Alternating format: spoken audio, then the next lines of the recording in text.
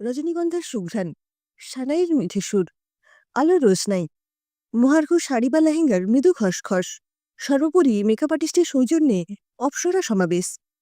অপরপক্ষও পিছিয়ে নেই, রঙিন ধুতি, শেরওয়ানি, কেউ বা হাল ফ্যাশনের ওয়েস্টার্নে বিপরীত লিঙ্গের দৃষ্টি আকর্ষণের প্রয়াসে তৎপর। রং বেরঙের পোশাকে বাচ্চাদের হুল্লোড়ে বিয়েবাড়ির চালচিত্র সুস্পষ্ট। লাল ভেলভেট মোড়া সিংহাসনে রাজেন্দ্রনীর মতো বসে রয়েছে আজকের অনুষ্ঠানের মূল আকর্ষণ নবপরিণীতা রজনী। পাশেই আছেন শাশুড়ি মা নীরা। নিমন্ত্রিত অতিথি উপাগতদের সাথে পরিচয় করিয়ে দিচ্ছেন তার নতুন বৌমার। ম্যাজেন্টা কালারের বেনারসিতে আর সাবেকি গয়নায় রজনী আজ অনন্যা। নতুন বইয়ের কেউ প্রশংসা করলেই আপ্লুত হয়ে যাচ্ছেন নীরা। আজ তার পরম আনন্দের দিন। একমাত্র ছেলে শুভজ্যোতির জন্য নিজে পছন্দ করে বউ এনেছেন। পুত্রবধূ নির্বাচনে শুভ কিংবা ওর বাবা সৌমেনবাবু বিন্দুমাত্র নাক গলাননি। রজনীর সামনে দিয়ে শুভর বারে বারে আনাগোনা দেখে মুখ টিপে হাসছেন নীরা। রজনী বা শুভ দুজনেই বিয়েটা রেজিস্ট্রেশনে সীমাবদ্ধ রাখতে চেয়েছিল। নীরা জেদাজেদিতেই ছোট করেই রিসেপশনের আয়োজন। কেবল অতি ঘনিষ্ঠ আত্মীয় স্বজন, বন্ধুবান্ধব আর কয়েকজন প্রতিবেশী। লাল বেনারসিতে তীব্র আপত্তি ছিল রজনীর। নীরা যেন অন্তর্যামী। আশীর্বাদী তত্ত্বে ম্যাজেন্টা কালারের বেনারসি দেখে তাই মনে হয়েছিল বিস্মিত রজনীর। গভীর রাতে জন্মেছিল বলে মা নাম রেখেছিলেন রজনী। ছোটবেলায় মা খোয়ানো রজনী নীরার মাঝেই মাকে খুঁজে পেয়েছে। মাতৃস্নেহে বেঁধেছেন নীরা ওকে। দেখতে গিয়ে বলেছিলেন, আমি ছেলের বউ নয়, মেয়ে নিতে এসেছি। নীরার বান্ধবী মলিনার দিদির মেয়ে রজনী। ছোটবেলায় দেখেছেন দু একবার মলিনার বাড়িতে। মিষ্টি শান্ত স্বভাবের মেয়েটিকে ভালো লেগেছিল তখনই। তারপর কত ঝড়ঝঞ্ঝা পেরিয়ে আজ স্বপ্নপূরণ। সেলফোনে টুক করে সময়টা দেখে নিলেন নীরা। 11:30 বেজে গেছে। লাস্ট ব্যাচেরও আইসক্রিম পর্ব চলছে। যাক, ভালোই ভালোই সব মিটল। সুস্থির নিঃশ্বাস ফেললেন নীরা। রজনীর মনে হচ্ছিল সব স্বপ্ন। এত সুখ সইবে তো ওর কপালে। যখন ওর বয়স মাত্র 11, মরণব্যাধি ক্যান্সার কেড়ে নিল ওর মাকে। সেই থেকে বাপি ওর সব। ওর অযত্ন হবে ভেবে বাপি নিজের জন্য কিচ্ছু ভাবেনি। মেয়ের দায়িত্ব কাউকে দিতে ভরসা পাননি। মেয়েকে একাই মানুষ করেছেন। বাপি একমাত্র ছেলে। দাদু ঠাকুমাও পৃথিবী ছেড়েছেন অনেকদিন। আত্মীয় স্বজন বলতে তেমন কেউ ছিল না, একমাত্র ছোট মাসি ছাড়া। মলিনা নিয়মিত খোঁজখবর রাখতেন মা মরা বঞ্চির।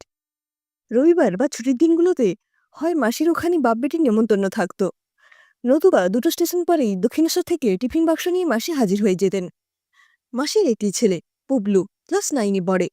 ভারী মিষ্টি স্বভাবের ছেলে। রজনীর খুব বাধ্য। চিন্তায় ছেদ পড়ে খুঁড়তুতো ননদ মিত্রার কথায়। কি এত ভাবছ বৌমণি? দাদা ভাইয়ের কথা? সে বেচারা অপেক্ষা করতে করতে কটা সিগারেট পোড়ালো কে জানে। বৌমণি, দাদা ভাইয়ের এই বদভ্যেস ছাড়ানো কিন্তু তোমার দায়িত্ব। এবার চলো, তোমাকে তোমার ঘরে পৌঁছে তবে আমার ছুটি। বড়মা আজ থেকে যেতে বলেছে। মোটে 2 মাস হলো বিয়ে হয়েছে। বর ছেড়ে থাকা যায় বলো? ওর বলার ভঙ্গিতে হেসে ফেলে রজনী। মিত্রা আবার বলে, কাল সকালে চলে আসবো তোমাদের খবর নিতে। রজনীকে ঘরে পৌঁছে বাইরে দিয়ে দরজা বন্ধ করে হাসতে হাসতে চলে যায় মিত্রা। ফুলসজ্জার খাট, রজনীগন্ধা আর রকমারি অর্কিডে সুন্দর করে সাজানো। শুভ ঠোঁটে জ্বলন্ত সিগারেট। মায়াবী ফুলের গন্ধে, নিকোটিনের বিমায়ন গন্ধে গা গুলিয়ে ওঠে রজনীর। ব্যাপারটা অনুমান করেই সিগারেট ফেলে দেয় শুভ। ঘর লাগোয়া বাগানের দিকে জানলা খুলে দেয়। কামিনী ফুলের মিঠে গন্ধ মিশে রজনীগন্ধার সাথে। শুভ এগিয়ে এসে হাত ধরে বসায় ওকে বিছানায়। রজনীর গলাটা শুকিয়ে আসে অজানা আশঙ্কায়। হৃদস্পন্দনের গতি বেড়ে যায়। এই প্রথম পরিপূর্ণ দৃষ্টিতে ও দেখে শুভকে। সুদর্শন, স্মার্ট, ঝকঝকে যুবক মুগ্ধ দৃষ্টিতে অপলকে দেখছে ওকে। সুশোভনের দৃষ্টিতে কখনো মুগ্ধতা দেখেনি রজনী, বরং একরাশ তাচ্ছিল্য আর অবজ্ঞা ছিল। 6 মাসের দাম্পত্যে ভালোবাসা তো দূর, মানবিক সম্পর্কও তৈরি হয়নি। রজনী তখন গ্র্যাজুয়েশন সদ্য কমপ্লিট করেছে। বাবার কলিগ সুব্রত কাকু সম্বন্ধটা আনলেন। পাত্র সুশোভন সেনগুপ্ত, ইলেকট্রিক্যাল ইঞ্জিনিয়ার, একমাত্র ছেলে, বহুজাতিক কোম্পানিতে উচ্চপদে কর্মরত। লেকটাউনে নিজস্ব 3 তলা বাড়ি। ছেলের বাবা সত্যেন সেনগুপ্ত রিটায়ার্ড সরকারি অফিসার। মা মঞ্জুলা সমাজসেবিকা। নির্ঝঞ্ঝাট ছিমছাম পরিবার, পাল্টি ঘর। বাপি আপত্তি করার কারণ খুঁজে পেলেন না। ছোট মাসি মেশেও সানন্দেই সম্মতি দিলেন। সস্ত্রীক সত্যেনবাবু ওকে দেখে পছন্দ করে গেলেন। এরপর সুশোভন এলো বন্ধুবান্ধব নিয়ে। দেখতে এসে ও সস্তা জটিল রসিকতা ভালো না লাগলেও মেনে নিয়েছিল রজনী। ভুল হয়েছিল সেখানেই। তাড়াহুড়ো করে হয়ে গেল বিয়েটা। বন্ধু-বান্ধবী পরিবৃত সুশোভন বিয়ের আসরেই চূড়ান্ত অশোভন আচরণ করেছিল। চোখের জল মুছতে মুছতেই অলোকবাবু ভাবছিলেন, ভালো করতে গিয়ে মামনির ক্ষতি করে ফেললাম না তো? তার আশঙ্কা যে অমূলক নয় দ্রুতই প্রমাণ হলো। স্বপ্নভঙ্গের শুরুটা হলো ফুলশয্যার রাতে।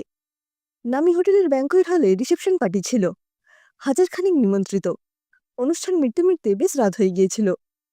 তারপর বাড়ি ফিরে ফ্রেশ হয়ে বাপের বাড়ি থেকে পাঠানো দত্তের লাল বেনারসি ফুলের সাজে সেজে ও তখন অপেক্ষায় সুশোভনের। প্রায় শেষ রাতেই ঘরে এলো ও। প্রথমেই বকুনি, এসব জবরজং সেজে আছো কেন? খোলো এসব।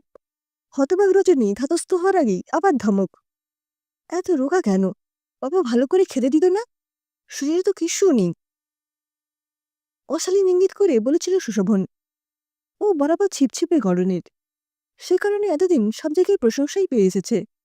সেই ফিগার নিয়েও চূড়ান্ত অপমানিত হতে হলো। ওর মধ্যবিত্ত পরিবারের সাথে সুশোভনদের স্ট্যাটাসের বৈষম্য নিয়েও বিস্তর কথা শোনালো। কেবল শোনালো না দুটো ভালোবাসার কথা, যার প্রতীক্ষায় ছিল রজনী তৃষিত হৃদয়। সেই শুরু। তারপর কারণে অকারণে ওকে অপদস্থ করা অভ্যেস হয়ে গেল সুশোভনের। শ্বশুর শাশুড়ি নিজেদের নিয়েই ব্যস্ত। ছেলে বউয়ের সমস্যা নিয়ে তারা বিন্দুমাত্র মাথা ঘামাতেন না। 6 মাস ছিল রজনী ও বাড়িতে। অনেক চেষ্টা করেছিল মানিয়ে নিতে, কিন্তু সুশোভনের অবহেলা, নিত্যকার অপমান, অমানবিক ব্যবহার ওকে ক্রমশ ডিপ্রেশনের দিকে ঠেলে দিচ্ছিল। বাচ্চার ইচ্ছেটা হারিয়ে ফেলেছিল ক্রমশ। বিয়ের মতো একটা সিরিয়াস বিষয় কতটা হালকা ভেবে নিয়েছে সুশোভন। মেয়ের পরিস্থিতি দেখে অলোকবাবুকে ফিরিয়ে আনার সিদ্ধান্ত নিলেন। যে খবর আগে নিলে মেয়েটার সর্বনাশ হতো না, সেই খবরগুলোই দায়িত্ব নিয়ে সবাই পরে জানালো। সুশোভনের স্বভাব চরিত্র ভালো নয়। তাছাড়া তার একদা স্টেডি গার্লফ্রেন্ড সম্প্রতি ডিভোর্স করে ইউকে থেকে দেশে ফিরেছে। তাদের ইতিউতি নিয়মিত দেখা যাচ্ছে। এই মতো অবস্থায় রজনীকে তাড়ানো জরুরি হয়েছিল। সেটা আপোষে হয়ে যেতেই ঝামেলামুক্ত হলো সুশোভন। ট্রমা সামলে উঠতে অনেকটা সময় লেগেছিল রজনীর। পুরোপুরি কাটাতে পারেনি এখনো। জানতে না চাইলেও সব খবর কানে আসে। মিউচুয়াল ডিভোর্সের মাসখানেকের মধ্যেই সুশোভন আবার বিয়ে করেছে। নিজেকে গুটিয়ে নিয়েছিল রজনী। বাড়ি থেকে বেরোতো না একেবারেই। বিয়ের আগেই পোস্ট গ্রাজুয়েশনে ভর্তি হয়েছিল। পড়াটাও কন্টিনিউ করল না। মেয়ের পরিস্থিতি দেখে ভেঙে পড়েছিলেন ভেতরে ভেতরে অলোকবাবু। তার ভুলেই নিরপরাধ মেয়েটির এই পরিণতি। এইসব ভাবনেই কাল হলো। কার্ডিয়াক প্রবলেম বাড়াবাড়ি পর্যায়ে পৌঁছতে নার্সিংহোমে থেকে আসতে হলো কদিন। এরপর আর রিস্ক নিতে চাইলেন না তিনি। তার কিছু হয়ে গেলে মেয়ের কি হবে? এমন সময় ছোট মাসি এই সম্বন্ধটা নিয়ে এলেন।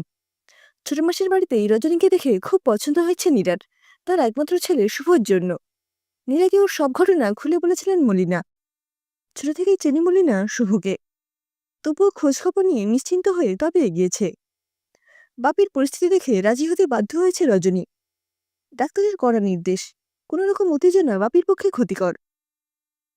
শুভ অপলকে দেখছিল রজনীকে। বেনারসি, চন্দন, ফুলের সাজে অপরূপা লাগছে রজনীকে। এবারে মায়ের পছন্দের উপর ভরসা রেখে ভুল করেনিও। বিয়ের আগে একবারও চাক্ষুষ দেখেনি রজনীকে। ছবিতে দেখেই সম্মতি দিয়েছে। শ্রুতিকে তো নিবিড়ভাবে দেখে জেনে বিয়ে করেছিল। চিনতে পেরেছিল কি? শ্রুতির মতো চোখ ধাঁধানো সুন্দরী রজনী নয়। স্নিগ্ধ সৌন্দর্য রজনীর মনকে শান্ত করে, আশ্রয় দেয়। শ্রুতি ছিল শুভর ক্লাসমেট। মুম্বাইয়ে ওরা একসাথে এমবিএ পড়ত। পড়তে পড়তে ভালো লাগা, কাছে আসা। পড়া শেষে ক্যাম্পাসিংয়ে দুজনে জব পেল মুম্বাইতে। যদিও কোম্পানি আলাদা। কলেজে পড়তে পড়তে মেলামেশা হয়েছে। শরীর নিয়ে কোনো ট্যাবু ছিল না শ্রুতির। জব পাওয়ার পর আরও ডেসপারেট হয়ে গেল। ওরা লিভ ইন শুরু করল শ্রুতির আগ্রহে, দুজনের বাবা মায়ের অজ্ঞাতে। ব্যাপারটা খুব বেশি দিন গোপন রইল না। জানাজানি হতেই দুই বাড়ি থেকে তুমুল চাপ এলো এবং বিয়ে তোড়জোড় শুরু হলো ওদের সম্মতির অপেক্ষা না করেই। বিয়েতে শুভর আপত্তি না থাকলেও বাসন ছেড়ে শ্রুতি কিছুতেই রাজি হচ্ছিল না বিবাহ বন্ধনে বাঁধা পড়তে। তবুও বিয়েটা হয়ে গেল। বৌভাতে দিনই রুদ্ররূপ দেখালো শ্রুতি। ৫-৫টা বছর কাছাকাছি থেকেও শ্রুতির এই রূপ আগে দেখেনি শুভ। মায়ের আবদার ছিল একমাত্র পুত্রবধূর কাছে হাতে ভাতের সময় শ্রুতি যেন ডাল বেনারসি পরে গুরুজনদের পাতে ঘি ভাত দেয়। শ্রুতির তীব্র প্রতিবাদ। ওসব সিলি ব্যাপারে সে নেই। সে স্বাবলম্বী। ওসব অপমানকর। ভাত কাপড়ের দায়িত্ব কাউকে নিতে হবে না। বুদ্ধিপতী মা, মানিয়ে চলতে জানেন। পরিস্থিতি বুঝে নিজেকে গুটিয়ে নিলেন। এরপর লেহেঙ্গা, ডিপ কাট চলি, হীরের গয়না দুটিতে চোখ ধাঁধিয়ে নববধূ শ্রুতির রিসেপশন পার্টিতে বন্ধুদের সাথে উদ্দাম নাচ দেখে ভ্রু কুঁচিয়েছিল অনেকেরই। এখানেই শেষ নয়।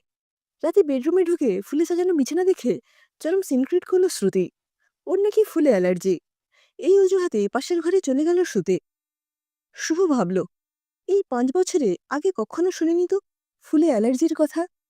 একাকী শুভর ফুলসজ্জার ফুলগুলো তখন কাটা হয়ে মিলছে ওকে। এতদিন একসাথে থেকেও ও বুঝল না শ্রুতিকে, কিংবা ওকে বুঝল না শ্রুতি। শেষ পর্যন্ত আরো বছরখানেক একসাথে থেকেও সমস্যার সমাধান তো দূর, বরং বেড়ে গেল। যখন যার সাথে খুশি বেরিয়ে যাচ্ছে, যখন খুশি ফিরছে। স্বামী তো ফলাবার চেষ্টা করেনি শুভ, বন্ধু হয়েই থাকতে চেয়েছিল। তাও পারল কই। শ্রুতি বেগবতী নদী, কোনো বাধা নেই, ওকে বাঁধা যাবে না বুঝে আগল খুলে দিল শুভ। জব ছেড়ে চলে এলো কলকাতায়। নতুন জব জয়েন করেছে কিছুদিন আগেই। তারপর মা বিয়ের জন্য উঠে পড়ে লেগেছে।